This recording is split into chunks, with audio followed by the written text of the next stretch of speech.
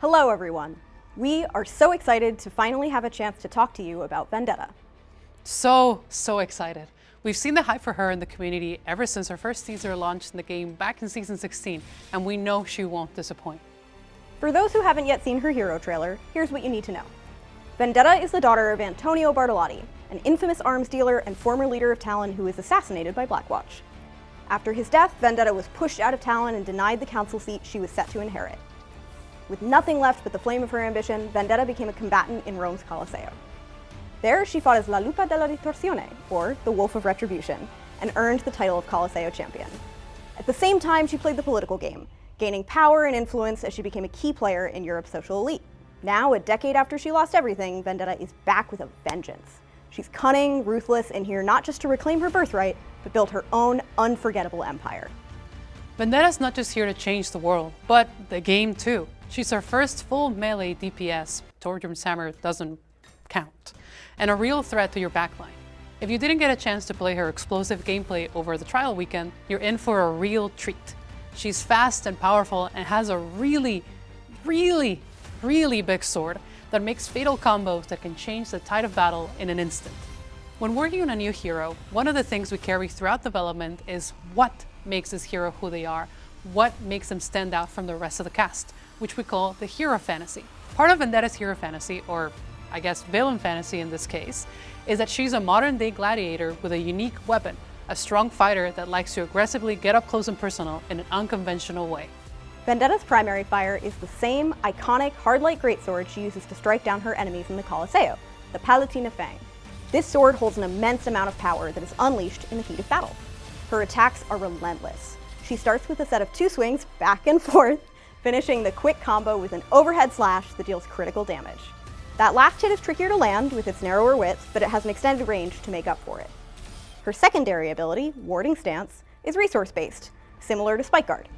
You can either use that resource defensively to reduce incoming damage and deflect melee attacks, or offensively by firing a wide blade projectile. Those projectiles are a great way to ramp up her passive ability, Onslaught. With Onslaught, Vendetta's attack and movement speed will increase as she lands consecutive hits. And speaking of speed, Vendetta is highly mobile. With her whirlwind dash, she rushes forward into a circular slash, which is great for hitting grouped up enemies or chasing down low health targets to secure a kill. And for a melee DPS, she can spend a good amount of time up in the air too. With her next ability, Soaring Slice, Vendetta hurls her blade and propels herself forward. You can use it to get out of a top spot, but Soaring Slice also readies that critical overhead swing, so it's a great offensive maneuver too. If you hear that sword buzz above you, you know you're a second away from an enemy Vendetta slamming down to the ground with a powerful slice. The team wanted to make her fighting and combos feel seamless, as if she was in an actual Colosseo match and striking enemies in that elegant but deadly way she's known for. Transitioning into and across her abilities was of huge importance for us. It shouldn't feel like isolated actions one after another, but as if she swings her blade on the ground in one moment, and then the next she's flying in the air ready to slice straight down. Combos all around. And that all comes together for her ultimate, Sundering Blade. In the Colosseo, Vendetta knows how to command an audience. The team captured her flair for drama with killer animations and effects, an unforgettable ult line, and a devastating amount of piercing damage that cleaves through her enemy's defenses, ignoring all damage reduction. As if that wasn't scary enough, the ult has 3 stages you can charge up to, each one doubling the damage of the one before it.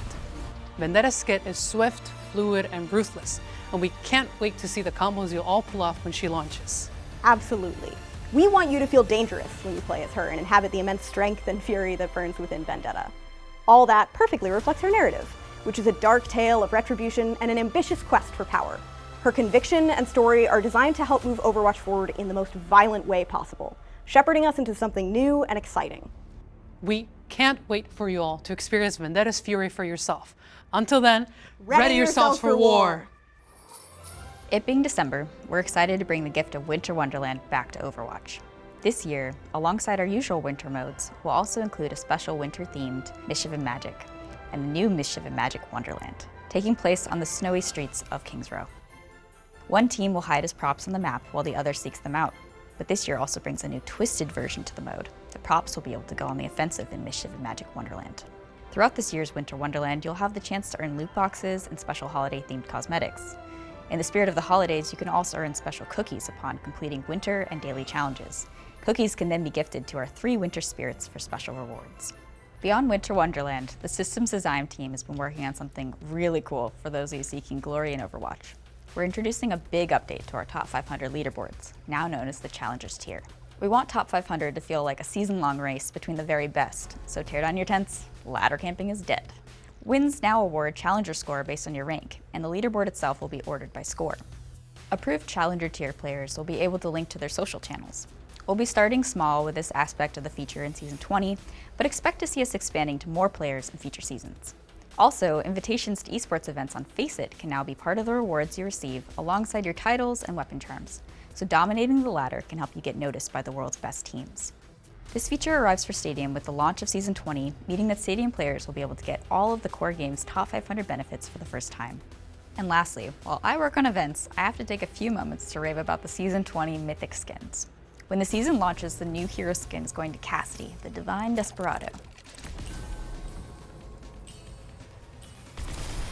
while Orissa's weapon is being charged up with their new capsule cannon. And at mid-season, we're releasing Magma Titan Doomfist. Speaking of Doomfist, we're ready to slam down some big stadium updates for Season 20. First up, this season brings pain from above as Doomfist joins the ranks. I'm not gonna waste any time. I know what you've all came for. Are you ready? Rising Uppercut is back. I hope you all remember your combos. Doomfist is about to be even more disruptive. Though if burst damage and aerial tricks are more your style, maybe you should go for the Seismic Slam Wham, which deals more damage the longer you're in the air. And did I say Doomfist? More like Heal Fest, with a support build that grants healing and overhealth to your teammates. But if you're looking for an actual support this season, then Wuyang is here to wash those worries away. Power up your Guardian Wave with Tidal Save, Storm Surge, and Ebb and Flow for more heals and watery tricks. Prefer to go on the offensive with Rushing Torrent? Then I hope you're prepared to slip into your flow state, ready your Wave Lance, and ride the Undertow. This season, everyone's favorite cowboy is getting reworked. We wanted to broaden Cassidy's build horizons and create new powers and items for his crit, fan the hammer, flashbang, and ult-focus builds. Shoot your enemies dead with the new version of Dead Man Walkin'. Or maybe go buck wild on Fan the Hammer and lay your enemies low with a full house. On the ability side, Magnetic Grenade is back, giving you even more range to disrupt those pesky divers. We've also condensed Cassidy's High Noon powers so it can be that special time all the time. To close things off, Stadium will see the introduction of an all-new control map. We're also introducing a new gameplay update. We've noticed some matches snowballing unfairly when one team is able to spawn camp the other. To fix this, we're deploying anti-spawn camping turrets to every Stadium map. These should provide extra cover and time, respawning heroes to make it back to the fight. Jump in when Season 20 launches on December 9th.